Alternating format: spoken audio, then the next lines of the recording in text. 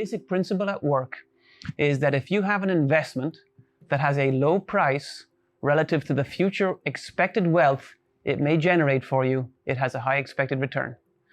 And that basic economic principle is supported by a preponderance of evidence.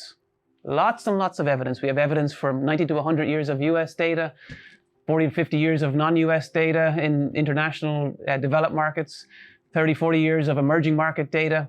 It applies to bonds, it applies to stocks, it applies to commodity futures, it applies to a lot of different things.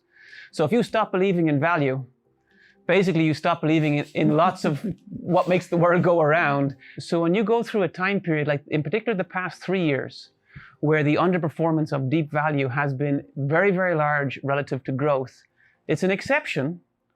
It garners an awful lot of attention, and it's natural after a time period like that that people want to ask a lot of different questions, but it's an exception, not the rule. The evidence and the series of evidence is what you should use to form your expectation and understand there'll be volatility and there'll be exceptions to those rules every once in a while, but use the large amount of evidence. A series of evidence is much more compelling than a one-off observation. Yep. And that at its heart is why value. I always expect positive value premiums. I expect them now. I expected them last year. I expect them the year before. I'll expect them next year. I always expect positive value premiums. Now is always a good time for value in my books. And when I'm showing you the evidence, I'm going to show you all the evidence so that I'm not just telling you the easy story. I'm telling you what I think is as close to the truth as we can get and what the evidence really supports.